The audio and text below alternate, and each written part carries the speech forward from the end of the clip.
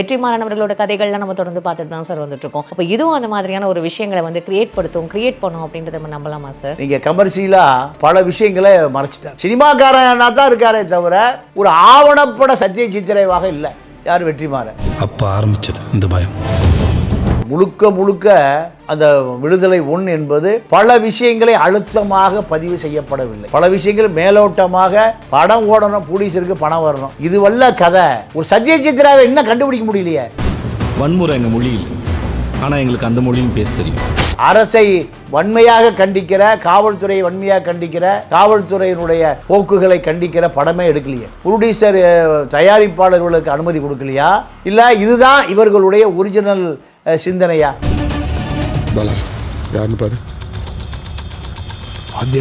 புலவர் கலியபெருமாளுடைய விடுதலைக்கான விதையை விதைத்தவர், மக்களின் துறையோடு மரணத்தை வென்றேன்னு அவர் புத்தகம் எழுதியிருக்கார். இப்படி பல வரலாறுகளை உள்ளடக்கியதா விடுதலை 2, விடுதலை 1, விடுதலை 3, 4.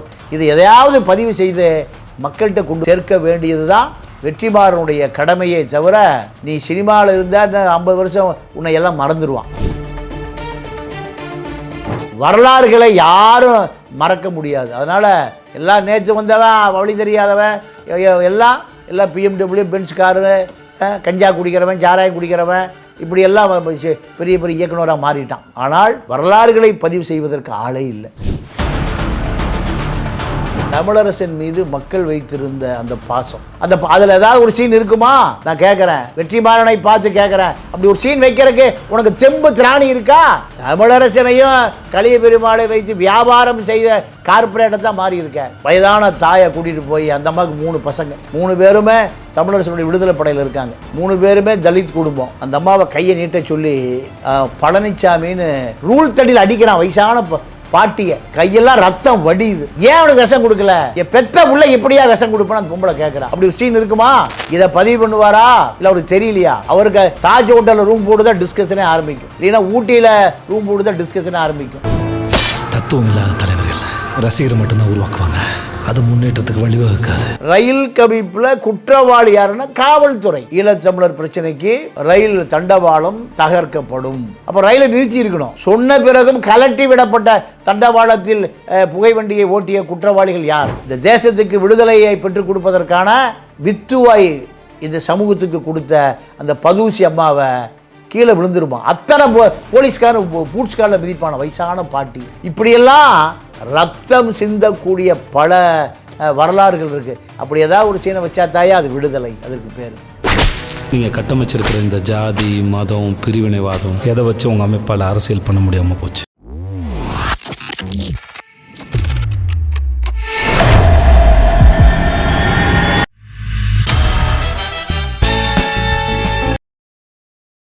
பிபிடி நேயர்கள் அனைவருக்கும் வணக்கம். இன்னைக்கு நம்மளோட தமிழா பாண்டியன் சார் தான் இருக்காரு. அவர்கிட்ட நிறைய விஷயங்கள் கேட்டு தெரிஞ்சுக்க போறோம். நிகழ்ச்சிக்கு போகலாம். சார் வணக்கம். சார் எப்படி சார் இருக்கீங்க? விடுதலை பார்ட் 2 வரப்போகுது சார், வெற்றிமாறன் அவர்களது. அந்த படம் வந்து எந்த மாதிரியான ஒரு டீசரே இப்படி வந்து ஒரு பிரம்மாண்டம். ஏன்னா விடுதலை 1 வந்து நம்ம பார்த்துருக்கோம் சார். விடுதலை 2 வந்து ஒரு வாத்தியார், அது நெக்ஸ்ட் ஒரு டீசர், ஒரு நெக்ஸ்ட் வந்து ஒரு இதில் வந்து கத்தியை வச்சு ஒரு இது பண்ணுற மாதிரி, அது ரொம்ப அந்த ஒரு போஸ்டரே வந்து சும்மா ஒரு ஒரு ஒரு இது கிரியேட் பண்ணிச்சு அப்படின்னு கூட சொல்லலாம் சார். அந்த மாதிரியான ஒரு படத்துக்கு எப்படி சார் இப்போ எதிர்பார்ப்போ ஒரு வரவேற்போ இருக்கும்? வெற்றிமாறன் அவர்களோட கதைகள்லாம் நம்ம தொடர்ந்து பார்த்துட்டு தான் சார் வந்துட்டுருக்கோம். அப்போ இதுவும் அந்த மாதிரியான ஒரு விஷயங்களை வந்து கிரியேட் பண்ணும் அப்படின்றத நம்ம நம்பலாமா சார்? இல்லை, விடுதலை ஒன் படமே முழுமையாக கலியபெருமாள், தமிழரசன் 2 பேருமே நீங்கள் அந்த முந்திரி காட்டு ஹீரோக்கள் 2 பேருடைய வரலாறையும் முழுமையாக பதிவு செய்யப்படவில்லை வெற்றிமாறன்.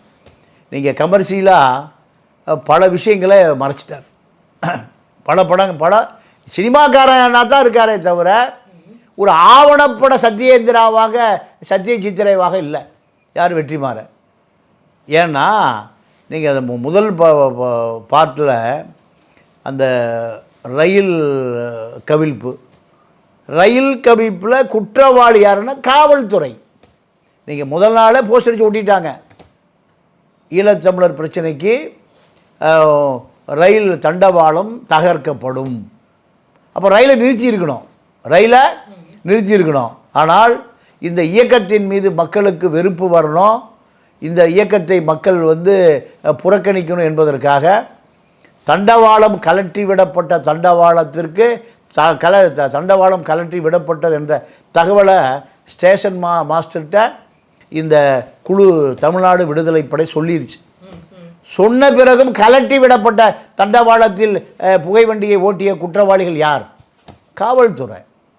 இதை நீங்கள் அந்த படத்தில் ஒரு ரயில்வே பில்லரில் அந்த போஸ்டர் ஒட்டப்பட்டிருக்கும், நாங்கள் ரயில்வே தண்டவாளத்தை கழட்டி விட்டோம், இதனால் நீங்கள் ரயிலை நிறுத்திடுங்க, இதுதான் செய்தி. ஆனால் தண்டவாளத்தினுடைய ஃபிஷ் பிளேட்டுகள் கலட்டி விடப்பட்ட பிறகும் தண்டவாளத்தை இயக்கிய பெரும் குற்றவாளிகள் காவல்துறையும் ரயில்வே துறையும் தான். இதை விடுதலை 1 பதிவு செய்யப்படவே இல்லை. நீங்கள் முழுக்க அந்த விடுதலை 1 என்பது பல விஷயங்களை அழுத்தமாக பதிவு செய்யப்படவில்லை. பல விஷயங்கள் மேலோட்டமாக படம் ஓடணும், ப்ரொடியூசருக்கு பணம் வரணும், இது வல்ல கதை.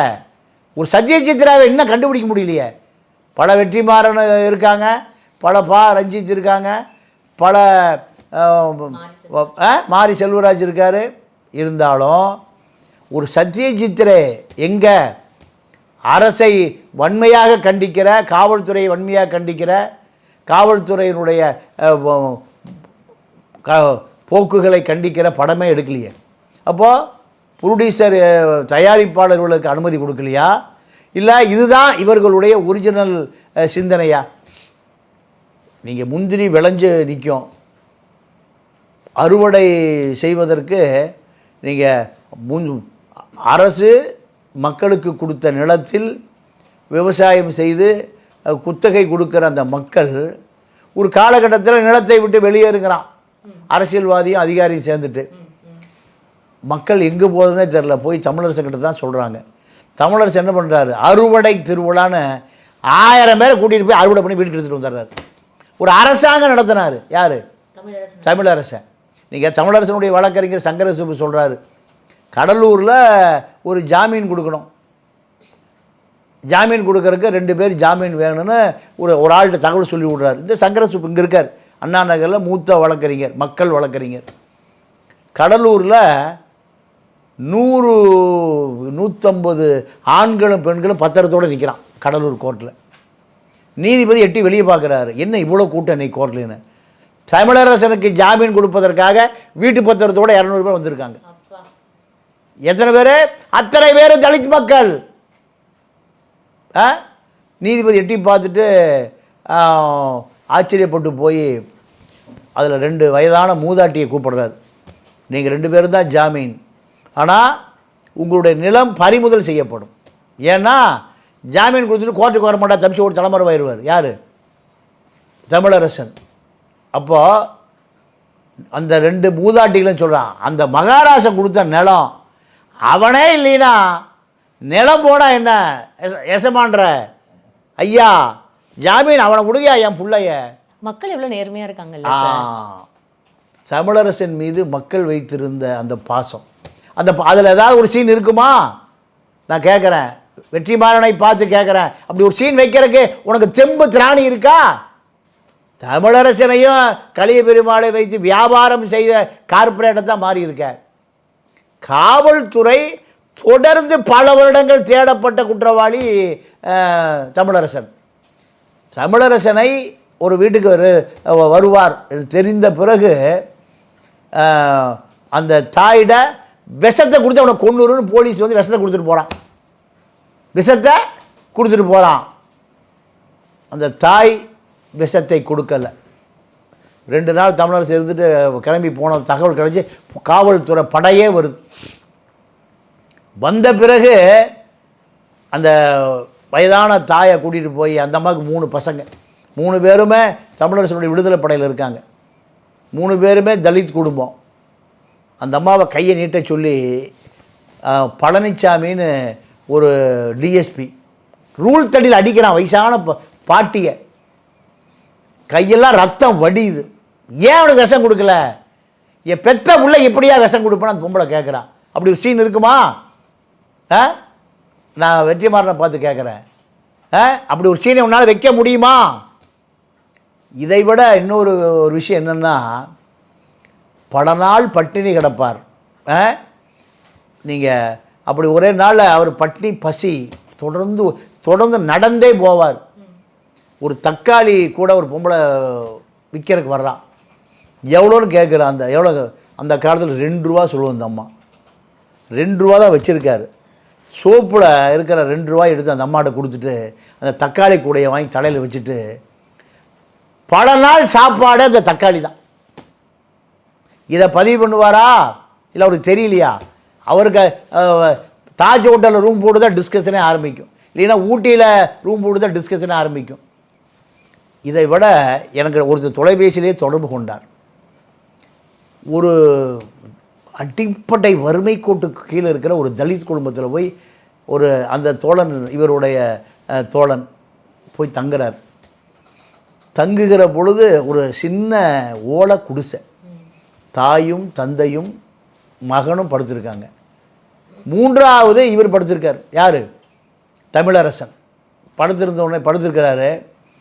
அந்த மாணவன் எங்கேயோ சொந்தக்கார வீட்டுக்கு போயிட்டு வர்றான். தன்னுடைய இடத்துல ஒரு அந்நியன் படுத்திருப்பதை பார்க்குறான். தட்டி எழுப்புறான் இரவு 2 மணிக்கு. யோ எந்திரியா, இதுதான் எனக்கு படுக்கிறக்கு இடம், இதை நீ வந்து படுத்துக்கிட்டியா?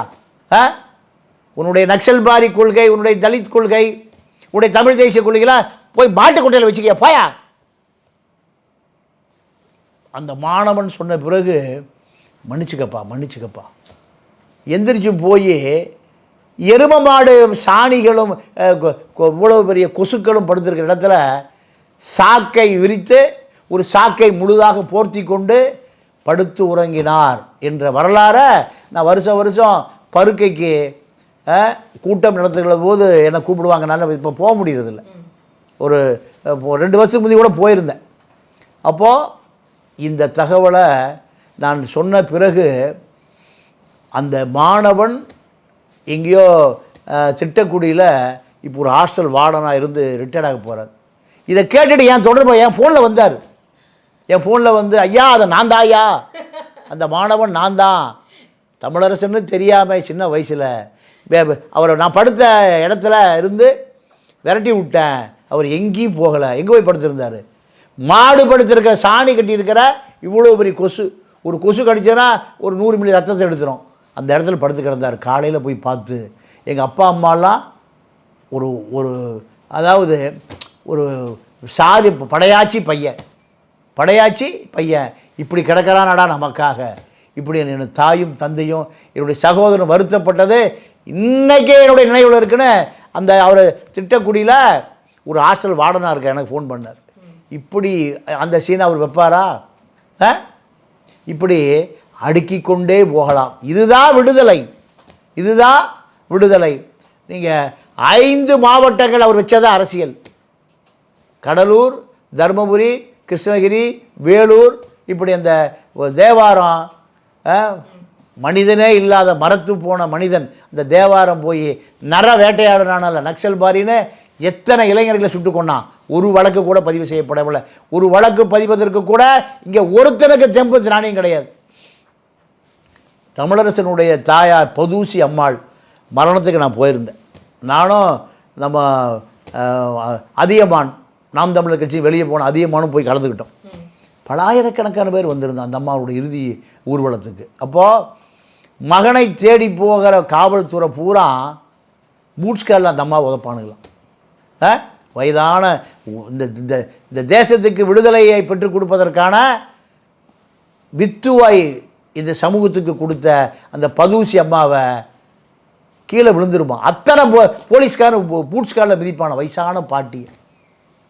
இப்படியெல்லாம் ரத்தம் சிந்தக்கூடிய பல வரலாறுகள் இருக்குது. அப்படி ஏதாவது ஒரு சீனை வச்சா தாயா அது விடுதலை, அதற்கு பேர். பார்க்கலாம் சார். இப்போது நீங்கள் சொல்கிற ஒரு விஷயங்கள்லாம் கண்டிப்பாக பதிவாயிருக்கு. இது மக்கள் கண்டிப்பாக வந்து அட்லீஸ்ட் வெற்றிமாறன் அவர்கள் வந்து இதை பார்ப்பாரு அப்படின்றத நம்ம நம்பலாம். ஸோ அவர் பார்த்தாருன்னா உண்மையாகவே இது ரொம்ப ஹார்ட் டச்சிங்காக இருக்குது சார். ஏன்னா நீங்கள் கூடவே இருந்து ட்ராவல் பண்ணதுனால இது ரொம்ப வருத்தமாக இருக்குது. இந்த மாதிரியான சீன்ஸ். புலவர் கலிய பெருமாள், அதான் வாத்தியார். அந்த வாத்தியாரை நான் சாலை இளந்திரையன், சாலினி இளந்திரையன் 2 தமிழ் புலவர்கள் இருந்தாங்க 80 காலகட்டத்தில். இப்போ டெல்லியில் ஜவஹர்லால் நேரு பல்கலைக்கழகத்தில் தமிழ் துறை பேராசிரியர்கள் 2 பேருமே. சாலை இளந்தெரியன் பழைய ஆடுகளுக்கு தெரியும், ஒரு 65 வயசு ஆட்களுக்கு தெரியும். அந்த இயக்கத்தில் வளர் தமிழ் மாநாடு, ஒரு மாநாடு. அதில் நான் கோயம்புத்தூரில் புலவரை பார்த்தேன். புலவரை பார்த்துட்டு புலவரை இன்றைக்கி எங்கூட தங்கியிருக்க வாங்க போகலான்னு நான் அவரை திருப்பூர் கூட்டிகிட்டு வந்தேன். இது வந்து ஒரு 85 காலகட்டத்தில் புலவர் கலியபெருமாள். அப்போ அவர் வேட்டி ஒரு பெட்ஷீட் போட்டிருப்பார், சட்டை போட மாட்டார். இப்போ தான் சட்டை போட ஆரம்பித்தார். ஏன்னா எப்போ வேணாலும் சிறைக்கு போயிடுவார். சிறைக்கு போனால் விரிச்சு போட்டுக்கிற பெட்ஷீட் வேணும். ஒரு தலைமை ஆசிரியர் கரும்பு தொழிலாளர்களுடைய பிரச்சனையை, அதாவது அங்கே இருக்கக்கூடிய கரும்பு விவசாயிகள் ஆயிரக்கணக்கான ரூபாய் கொண்டு கொடுப்பான். அதை வாங்கிட்டு சுகர் ஆலை அதிபர்கள் கரும்பு விவசாயி பணமே தரமாட்டான். 10 முறை கரும்பை போட்டால் தான் முதல் முறை காசு கொடுப்பான். கரும்பு சர்க்கரை உலகத்தில் டிமாண்டான பொருள். இதெல்லாம் கேட்பதற்கு ஒரு நாதியே கிடையாது இந்த திராவிட இயக்கம். ஆசிட்டை ஊற்றி அழிக்கணும் அதனுடைய அடி வேரில். இந்த புலவர் கலியபெருமாள் சிறையில் அடைபட்டு கிடக்கிற பொழுது நீங்கள் கருணாநிதி முதலமைச்சர் பார்க்க போகிறார். எங்கே? திருச்சி சிறையில் பார்க்க போகிற பொழுது காவல்துறை நீங்கள் கருப்பு ஆடு என்ன பண்ணுறான், அவர் ரூமில் 2 மனநோயாளிகள் போட்டு அடைச்சி வச்சிடறான். யார் ரூமில்? அவன் எப்போ அடிப்பான், எப்போ குத்துவான், எப்போ கழுத்து நெரிப்பான்னு தெரியாது. அப்படி அடைத்து வைக்கிற பொழுது கருணாநிதி அதிகாரி சொல்கிறான், ஐயா அவரை இது கூட்டிகிட்டு வர முடியாது. எங்கே கூட்டிகிட்டு வர முடியாது? ஜெயிலில் ரூமுக்கு கூட்டிகிட்டு வர முடியாது, அவர் மனநோயாளியை மாறிட்டார். இருந்தாலும் பரவாயில்ல நான் போய் பார்க்குறேன்னு கருணாநிதி வர்றாரு. எங்கே? செல்லுக்கு வர்றாரு. செல்லில் அவரோடு 2 மனநோயாளிகளை போட்டு வச்சுருக்கான். அவன் அட்ரா வெட்ரா குத்துறாங்கிறான். கருணாநிதி பயந்து போய் பிறவி கோளையான கருணாநிதி திருப்பி வந்துடுறார். அவரை மக்களின் துணையோடு மரணத்தை வென்றேன், ஒரு பெயில் பெட்டிஷன் கூட போடாமல் தூக்கு தண்டனையில் வெளியே வராருமா. அதுதான் வரலாறு. எத்தனை பேருக்கு தெரியும்? காலையில் போகும்போதே வீட்டில் மீன் கறி எடுத்து கொடுத்துருவான். எதுக்கு? ஆர்ப்பாட்டத்துக்கு. விடுதலை செய் விடுதலை செய். ஏன்னா காலையில் போய் தலப்பாக்கட்டி பிரியாணி மத்தியானத்து வீட்டுக்கு வர்றதுக்கு விடுதலை செய் விடுதலை செய் போஸ்ட் அடிச்சு ஓட்டிடுவான் பாதி பேர். சிறை சென்ற செம்மலே வருக. ஏண்டா காலையில் கல்யாண மண்டபத்தில் போய் பிரியாணி சாப்பிட்டு சாயங்காலம் வர்றதுக்கு பேர் கைது. அவர் வெடிகுண்டு வழக்கில் கைது செய்யப்பட்டு சிறையில் 2 ஆயுள் தண்டனை பெற்ற மக காவல்துறை அதிகாரிகள் கொடூர குற்றவாளிகள். ஏன்னா நீங்கள் கலியபெருமாளுடைய மனைவியின் சகோதரி இந்த குழந்தைங்களை வச்சுருக்கு, பாதுகாத்து வச்சுருக்கு. இன்றைக்கி இருக்கக்கூடிய வள்ளுவன், நம்பியார், இந்த இவர்களெல்லாம் பாதுகாத்து வச்சுருக்காங்க. பாதுகாத்து வச்சுருக்கிற குழந்தைகளை காவல்துறை கேட்குறான். காவல்துறை இந்த குழந்தைகளை வச்சுருந்தா சரண்டர் ஆயிடுவார் புலவர் கலியபெருமாள். அவங்க காவல்துறைக்கு கொடுக்க மாட்டேங்கிறாங்க இந்த குழந்தைகளை. அதனால் புலவர் கலியபெருமாளனுடைய மனைவியின் சகோதரி, அவங்க காங்கிரஸ் குடும்பம் ஹாஸ்டல் நடத்திட்டு இருந்தாங்க, அவர்களை 2 ஆயுள் தண்டனை வாங்கி கொடுத்தான். கொடூர குற்றவாளிகளே காவல்துறை தாமா. அப்போது புலவர் இந்த ஜனநாயகத்தின் மீது நம்பிக்கை இல்லை, நான் ஜாமீனை கேட்க மாட்டேன்ட்டார். இவர் உலகத்திலேயே ஜாமீன் கேட்காம தூக்கு தண்டனையிலிருந்து வெளியே வந்த ஒரே நபர் புலவர் கலியபெருமாள். அப்போது இதை ஜெயிலே கிடக்காருன்னு கேள்விப்பட்ட கன்ஷியாம் பிரதர்ஸ்னு டெக்கான் ஹெரால்டனுடைய டெல்லி தலைமை நிருபர் பகவதின்னு சுப்ரீம் கோர்ட் சீஃப் ஜட்ஜ் இருந்தார். அவர்கிட்ட போய் இப்படி ஒரு நல்ல மனுஷன் உள்ளே கிடக்கிறாயா, மக்களுக்காக போராடி 2 ஆயுள் தண்டனை கிடக்கிறான், பெயிலே கேட்க மாட்டேங்கிறான். உன்னை கன்ஷியாம் பிரதர்ஸ் ஒரு பத்திரிகையாளன் தான் என்ன பண்ணுறான், நீதிபதி பகவதி சுப்ரீம் கோர்ட் சீஃப் ஜட்ஜிட்ட போய் சொன்னோனையும் 2 பேரும் கல்லூரி நண்பர்கள். அதனால் பொதுமக்கள் இவரை வெளியே விடணும்னு ஒரு வேண்டுகோள், ஒரு 500 பேர்கிட்ட ஒரு வேண்டுகோள் கடிதம் மகஜர் தயார் பண்ணி கொடுக்குறார். அதை வாங்கி வைத்து கொண்டு 500 பேர் விரும்புகிறான் இவர் வெளியே விடணும்னு சொல்லி. 5 லட்சம் பேரும் இது 5 லட்சம் பேருடைய கோரிக்கையை அதை நினச்சி அவரை சொந்த ஜாமீனில் விடுதலை பண்ணுறான்னார். அதுக்கு பிறகு அவர் வெளியே வந்தார். எப்படி பேரறிவாளன் தூக்கு தண்டனை போட்டால் அந்த பாடி என்கிட்ட கூட அரசியல் பண்ணணும்னு கேட்ட கட்சியெல்லாம் இங்கே இருக்குது. பேரறிவாளனை தூக்கில் போட்டால் அவனை வச்சு நான் புலி அரசியல் பண்ணணும் அப்படி கேட்ட மோசமான நபர்கள்லாம் கட்சியில் இருக்கான். ஆனால் கன்சியாம் பிரதேஷ் என்ற ஒரு கர்நாடகக்காரன் தான் புலவர் கலியபெருமாளுடைய விடுதலைக்கான விதையை விதைத்தவர். மக்களின் துறையோடு மரணத்தை வென்றேன்னு அவர் புத்தகம் எழுதியிருக்கார். இப்படி பல வரலாறுகளை உள்ளடக்கியதா விடுதலை 2, விடுதலை 1, விடுதலை 3, 4. இது எதையாவது பதிவு செய்து மக்கள்கிட்ட கொண்டு போய் சேர்க்க வேண்டியது தான் வெற்றிமாறனுடைய கடமையே தவிர, நீ சினிமாவில் இருந்தால் 50 வருஷம் உன்னை எல்லாம் மறந்துடுவான். 50 வருஷத்துக்கு முன்னாடி இருந்த சினிமாக்காரனை எம்ஜிஆரையே மறந்துட்டான். ஆனால் வரலாறுகளை யாரும் மறக்க முடியாது. அதனால் எல்லாம் நேற்று வந்தவன் வழி தெரியாதவன் எல்லாம் பிஎம்டபிள்யூ பென்ஸ் காரு, கஞ்சா குடிக்கிறவன், சாராயம் குடிக்கிறவன், இப்படியெல்லாம் பெரிய பெரிய இயக்குனராக மாறிட்டான். ஆனால் வரலாறுகளை பதிவு செய்வதற்கு ஆளே இல்லை. அதுதான் சார் இப்போ ட்ரை பண்ணியிருக்காங்க. நீங்கள் சொன்னது எல்லாமே வந்து உண்மையாகவே அது நான் ஏற்கனவே சொன்ன மாதிரி ரொம்ப மனசை வந்து தொடக்கூடிய ஒரு விஷயங்களாக இருக்குது சார். அது விடுதலை பார்ட் 1 வந்து இவங்களை பற்றி தான், விடுதலை பார்ட் 2 இவங்களை பற்றி தான் இருக்கும். ஆனால் நீங்கள் சொல்கிற இந்த விஷயங்கள்லாம் அவங்க பதிவு செய்கிறாங்களான்றதை நம்ம படம் வந்ததுக்கப்புறம் தான் சார் பொறுத்திருந்து பார்க்க முடியும். பொறுத்திருந்து பார்க்கலாம். ரொம்ப நன்றி சார். எங்களுக்கு நிறைய விஷயங்கள் நீங்கள் வந்து உங்களோட பொன்னான நேரத்துக்கு வந்து ஸ்பெண்ட் பண்ணி எங்களுக்கு சொன்னதுக்கு நன்றி, வணக்கம்.